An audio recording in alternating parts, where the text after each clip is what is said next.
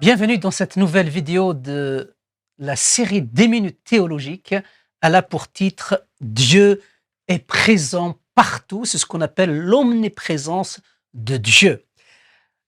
Ce thème de Dieu est présent partout dans la Bible revient régulièrement. Il est enseigné de bien des manières par les prophètes, par la loi, dans la loi, par Jésus, les apôtres.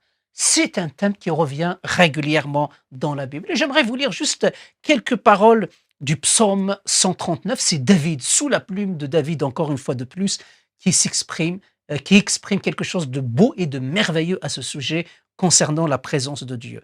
Et là, j'aimerais vous lire Psaume 139, les versets 7 à 12. Voici ce qu'écrit David. Où irai-je loin de ton esprit? Où fuirai-je loin de ta face? Si je monte aux cieux, tu y es. Si je me couche au séjour des morts, et voilà. Si je prends les ailes de l'aurore et que j'aille demeurer au-delà de la mer, là aussi, ta main me conduira, ta droite me saisira. Si je dis, au moins les ténèbres me submergeront, la nuit devient lumière autour de moi. Même les ténèbres ne sont pas ténébreuses pour toi. La nuit s'illumine comme le jour et les ténèbres comme la lumière. Voilà ce qu'écrit David face à la présence de Dieu. David se rend compte que Dieu est présent partout. Et il emploie des termes très forts pour dire que Dieu est présent partout. Où irai-je? Où fuirai-je loin de ton esprit? L'esprit de Dieu, donc on parle de Dieu lui-même. Où fuirai-je loin de ton esprit? Il n'y a aucun endroit. Et David va encore un cran au-dessus. Il dit, même si je monte aux cieux, eh bien tu es là. Mais si je descends au séjour des morts, le Sheol, te voilà. Or, dans l'Ancien Testament, s'il y a un endroit où Dieu n'est pas, c'est le Sheol, c'est le séjour des morts. Par définition, Dieu est absent dans le séjour des morts. Mais ici, David, il dit, même là, Dieu est là. Rien, aucun lieu ne peut échapper à la présence de Dieu. Dieu est présent partout. Dieu transcende la création, toute la création. Et il n'y a aucun endroit qui puisse échapper à la présence de Dieu. Même les endroits les plus ténébreux, c'est-à-dire les plus dégueulasses, les plus marqués par le péché. Dieu est là. Dieu est là. Voilà ce que David nous dit. En fait, le roi Salomon, lorsqu'il a construit le premier temple, il l'a inauguré dans sa prière dans 1 Roi au chapitre 8, le verset 27, il dit « Les cieux des cieux ne peuvent te contenir ». Dieu dépasse toute la création et il est présent partout. Personne ne peut dire que je suis loin de Dieu ou Dieu est loin de moi. Non, il est proche, comme dit l'apôtre Paul dans son discours dans Actes au chapitre 17 aux Éphésiens, à l'Aréopage. Il dit, mais Dieu est proche de chacun de tous. Dieu est présent parmi nous. Dieu est partout. Et c'est la raison pour laquelle Jésus, lorsqu'il parle avec la femme samaritaine au chapitre 4 de l'évangile de Jean, il dit, le temps est arrivé où les vrais adorateurs adoreront le Père en esprit et en vérité. Il dit à la femme samaritaine, ce n'est pas à cette montagne, ce n'est pas à Jérusalem ou à Garizim qu'ils vont adorer Dieu. Ce n'est pas dans un lieu particulier, mais partout. Tous les vrais adorateurs adoreront Dieu en esprit et en vérité. C'est ça le plus important. Mais ils peuvent l'adorer là où ils sont, là où ils se trouvent. Ils ne sont pas obligés de venir à un endroit bien particulier, un endroit spécial, parce que Dieu est partout et nous pouvons avoir accès à Dieu partout, parce qu'il est présent partout. C'est ce que Jésus enseigne. Dieu est présent partout, en tout lieu. Voilà ce que dit la Bible à bien des reprises et de bien des manières. La Bible dit aussi que Dieu est présent d'une manière spéciale au sein de son peuple. D'abord, dans l'Ancien Testament, Dieu manifeste sa présence par cette colonne de nuée, par cette colonne de feu qui accompagnait le peuple d'Israël jour et nuit dans le désert pour lui montrer le chemin. Ce qui est frappant avec cette colonne de nuée et de feu, c'est que le peuple d'Israël voyait cette colonne, voyait cette nuée, mais en même temps, c'est au travers de cette colonne de nuée, Dieu se cache, parce que Dieu ne peut être vu par les êtres humains. Donc avec cette colonne, Dieu manifeste sa présence tout en se cachant de son peuple. parce que l'homme ne peut voir Dieu et vivre, dit la loi. Et c'est cette colonne-là qui montre au peuple d'Israël le chemin à suivre.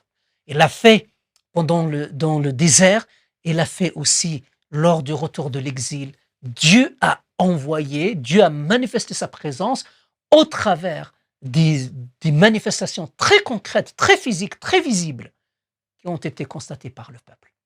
Dieu est présent aussi au sein de son peuple dans la nouvelle alliance, c'est-à-dire au sein de l'Église. Au sein de l'Église, Dieu manifeste sa présence, non pas par une manifestation voilée, mais par son Esprit Saint, par la présence de son Saint-Esprit.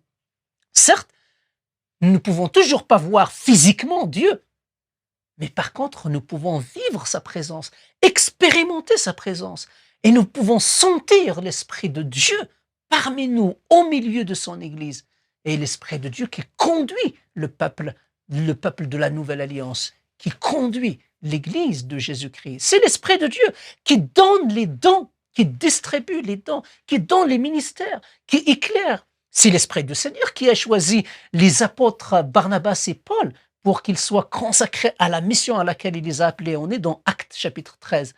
C'est l'Esprit du Seigneur qui dit « mettez-moi à part Paul et Barnabas ». C'est le Saint-Esprit qui a parlé à travers des prophètes, à travers des apôtres, qui a parlé à travers des hommes, des femmes, dans le Nouveau Testament, pour indiquer la volonté du Seigneur, pour orienter la vie de l'Église, pour diriger les plans de Dieu. Oui, l'Esprit du Seigneur est présent. Bien sûr, nous ne pouvons pas le voir. Bien sûr, nous ne pouvons pas le voir par les yeux physiques. Mais nous devons faire très attention à cette question de voir et de croire. Parce que ce que nous voyons n'est pas forcément vrai ou réel. Et parfois, nous ne voyons pas une chose par les yeux physiques, mais pourtant, elle existe bel et bien. Je donne l'exemple du vent. Nous ne le voyons pas lorsqu'il passe. Et pourtant, lorsque le vent passe, on sent qu'il est là. Il nous touche. On sent sa présence et pourtant, on ne voit absolument rien du tout. A contrario, on peut voir des illusions, voir plein de scènes, et pourtant, elles n'existent pas. Ce sont des illusions ou des hallucinations. Donc, vous voyez, la question de la vue, et c'est la raison pour laquelle Jésus il dit « Heureux ceux qui vont croire sans avoir vu ». C'est ce qu'il dit à Thomas. La foi, elle est fondée non pas sur la vue, mais sur ce qui est écrit, sur la parole. La foi vient de ce qu'on entend, et ce qu'on entend vient de la parole de Dieu. Dieu qui nous parle, qui nous a parlé, est présent parmi nous. Et aujourd'hui, il manifeste sa présence par son esprit, mais également par sa parole. Lorsque nous lisons sa parole, nous entendons sa parole, nous la recevons. Et c'est cette parole qui nous touche au plus profond de nous-mêmes. Lorsque un passage dans la Bible, lorsqu'une parole dans la Bible nous rejoint au plus profond de nous-mêmes, c'est Dieu qui nous parle. Et c'est cette présence-là que nous ressentons. Lorsque les croyants sont rassemblés, Jésus dit, là où 2 ou 3 sont rassemblés au mon nom, je suis au milieu d'eux. Lorsque les croyants sont rassemblés en église pour adorer, pour prier, pour méditer, lire la parole de Dieu, pour entendre la parole de Dieu, là aussi Dieu manifeste sa présence d'une manière extraordinaire. Là aussi Dieu manifeste sa présence d'une manière spéciale. Là aussi Dieu parle d'une manière spéciale. Oui, Dieu est présent partout dans le monde entier, mais Dieu est présent d'une manière spécifique au sein de son peuple. Dieu manifeste sa présence au milieu de son peuple. Il nous est dit que lorsque la communauté des croyants prend la scène, lorsqu'elle fait cela en mémoire de ce que Jésus a fait et on annonce de son retour, Jésus dit être présent d'une manière particulière à ce moment-là. Voilà les présences spéciales du Seigneur au milieu de son peuple. Maintenant, nous qui savons que Dieu est présent parmi nous d'une manière particulière, quelles sont les implications à cela? Quelles sont les conclusions que nous pouvons tirer pour notre vie personnelle? Pour la vie du croyant, je l'avais déjà évoqué, c'est la direction du Seigneur qui est donnée. C'est l'orientation du Seigneur qui est donnée. Et pour notre vie personnelle? Pour notre vie personnelle, j'aimerais donner 3 implications. La première, c'est face à la solitude. Il peut nous arriver de vivre des moments de solitude lorsqu'on est seul, veuf, veuve, ou encore lorsqu'on n'est pas marié, on n'a pas des enfants, on n'est pas des proches. On peut sentir la solitude lorsqu'on se retrouve seul face à 4 murs de la chambre, de sa maison, on peut se sentir seul. Nous ne devons jamais oublier, autant que chrétiens, qu'à ce moment-là, Dieu est présent parmi nous. Et la présence de Dieu ne dépend pas de ce que nous ressentons, de ce que nous sentons ou nous ressentons. Même si nous nous sentons seuls, Dieu est présent. C'est ce que la parole enseigne. Et c'est ce que nous devons recevoir et garder dans notre cœur fermement, avec une assurance ferme. Face à la solitude, Dieu est présent parmi nous. Face à l'épreuve, nous devons savoir que nous ne sommes jamais seuls.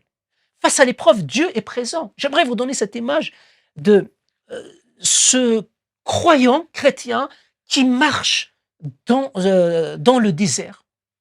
Et à un moment donné, il voyait 4 traces de pieds, alors qu'il était seul.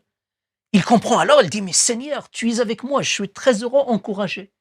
Et au fur et à mesure qu'il avance, et il voit qu'il n'y a que 2 traces des pieds. Il dit, oh Seigneur, tu m'as abandonné, je suis resté seul. Et le Seigneur lui dit, non, c'est que depuis un moment, c'est moi qui te porte. Les traces que tu vois, ce sont les miennes, ce ne sont pas les tiennes. Donc vous voyez, face à l'épreuve, nous ne devons jamais oublier que le Seigneur est présent avec nous. Enfin, face à la mort, ce qui est tragique, terrible, face à la mort, l'instant où nous serons seuls, personne d'autre ne sera avec nous lorsque nous devrons faire face à cette épreuve finale. Face à la mort, Dieu sera avec nous. C'est David qui dit au psaume 23, « Lorsque je traverse l'ombre de la vallée et de la mort, tu es avec moi. » Face à la mort, ce ne sont pas les discours qui rassurent. Ce n'est pas la présence des proches, même si c'est toujours agréable de partir entouré de ses proches. Face à la mort, c'est la présence du Seigneur qui fait la différence. Là aussi, le Seigneur est présent. Dieu présent partout. Nous pouvons lui faire confiance en toutes circonstances, non seulement pour notre vie personnelle, pour la vie de son peuple, mais au-delà aussi pour nos amis, ceux qui ne connaissent pas encore le Seigneur et qui peuvent entendre la voix de Dieu. Et s'ils peuvent l'entendre parce que Dieu est partout, que sa voix, que sa présence soit ressentie par tous et en tout lieu. Amen.